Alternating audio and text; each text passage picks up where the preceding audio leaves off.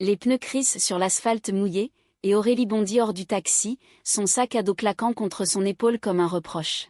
« Tu n'es plus ma fille », hurle la voix de sa mère dans sa tête, un écho qui la transperce comme une lame. Devant elle, les lumières criardes d'un hypermarché Walmart anomalie américaine perdue dans les faubourgs de Séville clignotent comme un phare dans la nuit espagnole, promettant un refuge anonyme au milieu du chaos. Aurélie, 25 ans, avait fui Paris 2 jours plus tôt, après cette soirée fatidique où elle avait osé dire la vérité. Sa mère, une femme rigide aux principes ancrés dans une éducation catholique stricte, avait explosé. « Comment oses-tu ? Après tout ce que j'ai sacrifié pour toi ?» Les mots avaient volé comme des éclats de verre, brisant le fragile équilibre de leur relation. Aurélie n'avait pas attendu la suite, elle avait attrapé son passeport, quelques vêtements, et sauté dans le premier train pour l'Espagne, un pays qu'elle avait visité enfant, où les souvenirs de soleil et de liberté semblaient encore accessibles. Séville l'avait accueillie avec une chaleur étouffante, mais la nuit tombante apportait une fraîcheur bienvenue. L'hypermarché, ouvert 24 heures, était un choix désespéré, un lieu impersonnel où elle pourrait se fondre dans la foule, charger son téléphone, et peut-être trouver un coin pour dormir sans attirer l'attention. Elle poussa la porte automatique, l'air conditionné la frappant comme une gifle bienvenue. Les allées interminables s'étendaient devant elle, remplies de produits banals céréales, vêtements bon marché, jouets en plastique, un monde prosaïque qui contrastait avec le tumulte intérieur qui la rongeait. Elle erra un moment, les yeux rougis par les larmes retenues, avant de s'asseoir sur un banc près de la cafétéria. C'est là qu'elle la vit pour la première fois, Marion, une employée de 28 ans, avec ses cheveux noirs ondulés cascadant sur ses épaules, et un sourire fatigué mais chaleureux. Marion rangeait des tasses derrière le comptoir, son uniforme bleu marine soulignant sa silhouette athlétique, forgée par des années de danse flamenco dans sa jeunesse. Elle leva les yeux et croisa le regard d'Aurélie, un regard chargé de désespoir. « Necesita ayuda ?» demanda Marion en espagnol, avant de passer au français en voyant l'expression perdue d'Aurélie. « Besoin d'aide ? Tu sembles perdue. » Aurélie hésita, mais quelque chose dans la voix douce de Marion brisa sa réserve. « Je n'ai nulle part où aller. Ma mère. Elle m'a rejetée. » Les mots sortirent en un flot, entrecoupés de sanglots. Marion posa sa tasse et s'approcha, posant une main hésitante sur l'épaule d'Aurélie. « Viens, on va parler. Je finis mon service dans 1 heure. » Ce fut le début. Marion, originaire de Séville, avait elle-même connu le rejet, une famille conservatrice qui l'avait forcée à cacher son orientation pendant des années. Elle travaillait au Walmart pour payer ses études d'art, rêvant de peindre les paysages andalous avec une passion qui transparaissait dans chacun de ses gestes. Elles parlèrent tard dans la nuit, assises sur un banc extérieur, sous les étoiles espagnoles. Aurélie raconta son coming out raté, la douleur de l'abandon maternel, Marion évoqua ses propres batailles, ses amours secrètes qui avaient laissé des cicatrices invisibles. Le lendemain, Marion invita Aurélie chez elle, un petit appartement dans le quartier de Triana, avec vue sur le Guadalquivir. « Ce n'est pas grand, mais c'est chez moi », dit-elle en souriant. Aurélie accepta, reconnaissante. Les jours suivants se muèrent en une routine douce, promenade dans les rues pavées de Séville, visite à la cathédrale Giralda où les ombres gothiques semblaient protéger leurs secrets, et des soirées à cuisiner des tapas ensemble. Aurélie, graphiste freelance, recommença à travailler sur son ordinateur portable, tandis que Marion peignait, ses toiles capturant l'essence de leur rencontre naissante.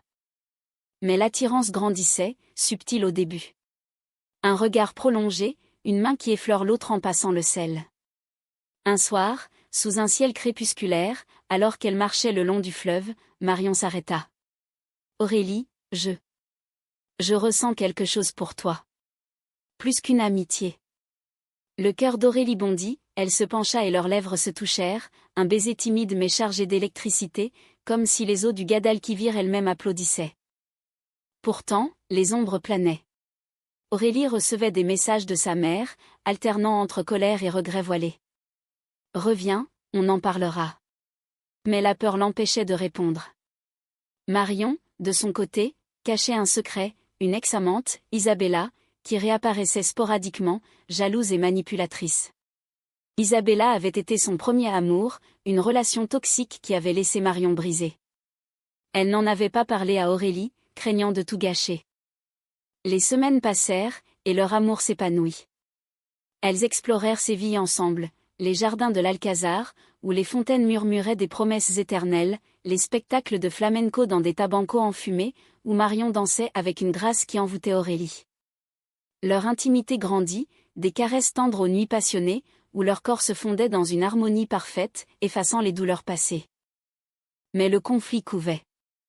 Un jour, Isabella surgit au Walmart, confrontant Marion. « Tu crois que cette Française va te garder ? Elle repartira. » Marion la repoussa, mais les mots semèrent le doute.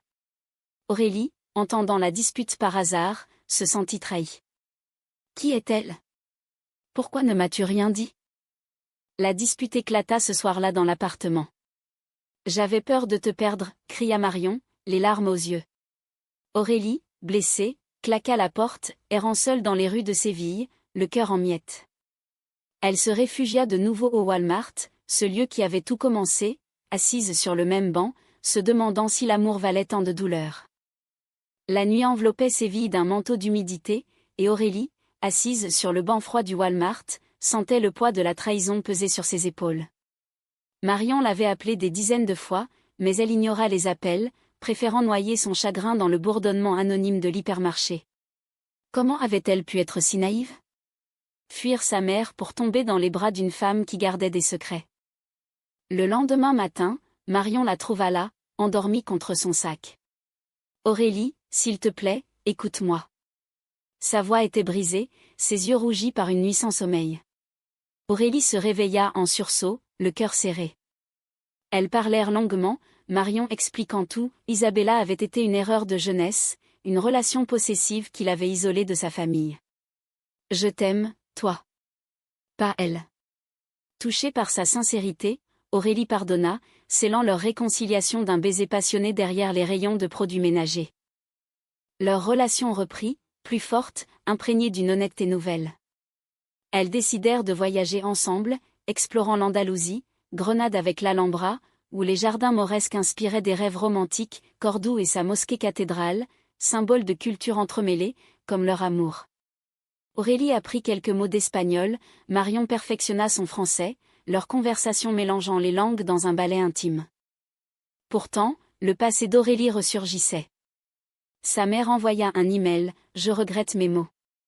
Reviens, ma fille. » Aurélie, déchirée, en parla à Marion. « Et si je rentrais ? Pour arranger les choses ?» Marion, craignant de la perdre, masqua son inquiétude. « Fais ce qui est bon pour toi. Je t'attendrai. » Mais Isabella n'avait pas dit son dernier mot. Jalouse de leur bonheur, elle contacta la mère d'Aurélie via les réseaux sociaux, lui révélant des détails intimes sur la relation. « Votre fille est avec une femme en Espagne. Elle vous oublie. » La mère, furieuse, débarqua à Séville sans prévenir, traquant Aurélie jusqu'au Walmart. La confrontation fut explosive. Dans l'allée des conserves, la mère hurla, « C'est ça, ta vie maintenant ? Avec cette étrangère ?» Aurélie, tremblante, défendit son amour, « Maman, je l'aime. Accepte-le ou perds-moi pour toujours. » Marion, alertée, accourut, se plaçant entre elles. « Madame, respectez votre fille. » La mère, les yeux emplis de larmes, tourna les talons, laissant Aurélie effondrée. Ce soir-là, leur amour fut mis à l'épreuve. Allongées dans le lit, elles se murmurèrent des promesses. « Je ne te quitterai jamais » chuchota Marion, ses doigts entrelacés aux siens. Leurs corps se rapprochèrent, une danse sensuelle où chaque caresse effaçait les blessures. Aurélie se perdit dans les courbes de Marion, leur passion culminant en un crescendo d'émotions, un refuge contre le monde hostile. Les jours suivants furent tendus. Isabella, apprenant l'arrivée de la mère, tenta une ultime manipulation, elle envoya des messages anonymes à Aurélie, insinuant que Marion la trompait. « Elle me voit encore. » Aurélie, rongée par le doute, fouilla le téléphone de Marion, découvrant d'anciens messages non effacés. La trahison sembla confirmée.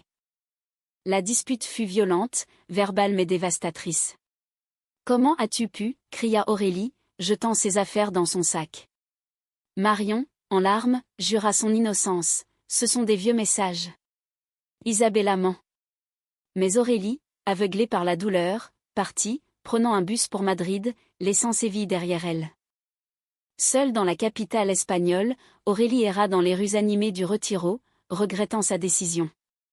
Elle appela sa mère, qui répondit enfin, « Viens à la maison, on parlera. » Mais le cœur d'Aurélie appartenait à Marion. Elle réalisa que la trahison n'était pas réelle, mais un poison semé par Isabella. De son côté, Marion affronta Isabella une dernière fois. Dans un café de Triana, elle la confronta, « Laisse-nous tranquilles. Ton amour était toxique, le mien est vrai. » Isabella, vaincue, s'en alla, promettant de disparaître. Aurélie revint à Séville, trouvant Marion au Walmart, là où tout avait commencé. « Pardonne-moi, murmura-t-elle. » Elles s'embrassèrent, scellant une paix fragile. Leur amour, forgé dans le feu des épreuves, semblait invincible. Mais le destin réservait un nouveau coup. La mère d'Aurélie, restée en Espagne, contacta Marion en secret, proposant un marché, convainc-la de rentrer, et je l'accepterai telle qu'elle est. Marion, tentée par l'idée d'une réconciliation familiale, accepta, ignorant que cela pourrait briser tout. Le soleil andalou baignait Séville d'une lumière dorée, mais dans l'appartement de Marion, l'atmosphère était lourde de secrets. Marion avait accepté le pacte avec la mère d'Aurélie, convaincue que c'était pour le bien de toutes. Elle a besoin de sa famille, se répétait-elle, tout en sentant un pincement de culpabilité. Aurélie, ignorant tout, savourait leur routine, matinée paresseuse au lit, où leur corps s'entremêlait dans une tendresse infinie, après-midi à peindre ensemble, Aurélie esquissant des portraits de Marion sous les arcades de la Plaza de España. Leur amour était profond, teinté de romantisme français, des poèmes murmurés, des baisers volés mêlés à la passion espagnole de Marion. Pourtant, Marion commença à insister subtilement, « Et si tu appelais ta mère ?» Peut-être qu'elle a changé. Aurélie, surprise, répondit, « Peut-être. Mais je suis heureuse ici, avec toi. » Marion sourit, mais intérieurement, elle luttait. La mère appelait en cachette, pressant, « Fais-le vite. » Le point de non-retour arriva lors d'un week-end à Ronda, perché sur ces falaises vertigineuses. Assise au bord du précipice, contemplant le vide, Marion avoua, « Aurélie, ta mère veut te voir. » Je lui ai parlé. Le choc fut immédiat. « Quoi ? Tu as comploté dans mon dos » hurla Aurélie, se levant d'un bond. La dispute escalada, des mots durs fusant comme des flèches. « Tu m'as trahi. » Pour elle ? Marion pleura, « Je voulais t'aider. Elle promet d'accepter notre amour. » Mais Aurélie, sentant la trahison comme un poignard, repartit seule à Séville, le cœur brisé une fois de plus. De retour à l'appartement, elle fit ses valises, décidée à rentrer à Paris. Marion rentra tard, la trouvant en pleurs. « Ne pars pas. Je t'aime plus que tout. » Elles s'affrontèrent, mais la passion reprit le dessus, un baiser fiévreux, des vêtements arrachés, une nuit d'amour intense où la douleur se muait en désir, comme si leur corps pouvait réparer ce que les mots avaient détruit. Au matin, Aurélie partit quand même, prenant l'avion pour Paris. À l'aéroport, elle envoya un message à Marion, « Je t'aime, mais la trahison est trop grande. » Marion, effondrée, resta seule, peignant des toiles sombres inspirées de leur rupture. À Paris, Aurélie confronta sa mère. « Pourquoi as-tu manipulé Marion ?» La mère, les yeux baissés, admit, « J'avais peur de te perdre définitivement. Mais en voyant ton amour pour elle, je réalise mon erreur. » Elles parlèrent des heures, la mère s'ouvrant enfin, « J'ai été élevée dans la peur du différent. Pardonne-moi. » Aurélie, touchée, commença à reconstruire leur relation. Mais Marion lui manquait terriblement. Des appels nocturnes, des messages chargés d'émotions, « Reviens-moi. » Aurélie hésita, mais le vide était insoutenable. Pendant ce temps, à Séville, Marion affrontait ses démons. Elle quitta son job au Walmart, se consacrant à l'art, exposant des peintures inspirées d'Aurélie, des portraits éthérés, capturant leur essence. Isabella tenta un retour, mais Marion la repoussa définitivement, « J'ai trouvé le vrai amour, même s'il est perdu. » Le climax arriva quand Aurélie, après des semaines de réflexion, revint en Espagne. Elle trouva Marion dans une galerie d'art, entourée de ses toiles. Je te pardonne. Ma mère aussi. Elles s'embrassèrent, sous les regards émus des visiteurs, un moment de pure rédemption. Mais le destin n'était pas clément. La mère d'Aurélie, apprenant le retour, envoya un ultimatum, choisis, elle ou moi. Aurélie, déchirée, choisit l'amour. Maman, si tu ne peux accepter, alors adieu. La mère, brisée, coupa les ponts. Leur vie reprit, plus forte. Elles emménagèrent ensemble, Marion vendant ses peintures, Aurélie travaillant à distance. Leur amour, teinté de mélancolie, était profond, des promenades main dans la main, des nuits où elles se murmuraient des serments éternels. Pourtant, une nouvelle ombre, Marion découvrit une lettre d'Isabella, menaçant de révéler des secrets passés. Si je ne peux l'avoir, personne ne le pourra. Marion, paniquée, cacha la lettre, mais Aurélie la trouva. La confrontation finale eut lieu sous la pluie, dans les rues de Séville. Pourquoi tant de secrets, cria Aurélie. Marion avoua tout, et ensemble, elles affrontèrent Isabella, qui, vaincue par leur unité, disparut pour de bon. La pluie martelait les pavés de Séville, transformant les rues en miroirs liquides reflétant les lumières des lampadaires. Aurélie et Marion, trempées jusqu'aux os, se tenaient face à Isabella dans un café désert. C'est fini, déclara Marion d'une voix ferme. Laisse-nous vivre. Isabella, les yeux emplis de défaite, hocha la tête et partit, emportant avec elle les vestiges d'un passé toxique. Ce moment marqua un tournant. Aurélie et Marion, unies par les épreuves, décidèrent de construire un avenir ensemble. Elles voyagèrent en France, où Aurélie présenta Marion à des amis compréhensifs. La mère d'Aurélie, après des mois de silence, envoya une carte, « Je réfléchis. Donne-moi du temps. » C'était un pas timide vers la réconciliation. Leur amour s'épanouit dans la routine quotidienne, des matins à déguster des croissants importés, des soirées à danser le flamenco dans leur salon, des nuits où leur intimité atteignait des sommets de tendresse et de passion. Marion peignit un portrait d'elles deux, symbole de leur résilience, exposé dans une galerie sévillane. Mais la vie n'est pas un conte de fées. Aurélie luttait avec des crises d'anxiété, écho de son rejet familial. Marion, patiente, la soutenait, « Nous sommes notre propre famille. » Elles adoptèrent un chat errant, baptisé Refugio, en hommage au Walmart qui les avait unis. Un an plus tard, la mère d'Aurélie réapparut. À Paris, lors d'une visite surprise, elle dit « J'ai vu un thérapeute. Je veux comprendre. » Les larmes coulèrent lors d'une réunion émouvante, où Marion serra la main d'Aurélie. « Madame, votre fille est extraordinaire. Aimez-la pour qui elle est. » La mère, touchée, embrassa Aurélie, « Je suis fière de toi. » Le dénouement fut humain, imparfait mais beau. Elles rentrèrent à Séville, où Marion organisa une exposition dédiée à leur histoire. Les toiles racontaient les hauts et les bas, la fuite, la trahison, l'amour renaissant. Les visiteurs, émus, applaudirent. Dans un geste symbolique, elles retournèrent au Walmart, main dans la main. « C'est ici que tout a commencé, » murmura Aurélie. Marion sourit, « Et ici que ça continue. » Leur vie devint un témoignage de résilience. Aurélie écrivit un blog sur son coming out, aidant d'autres jeunes femmes.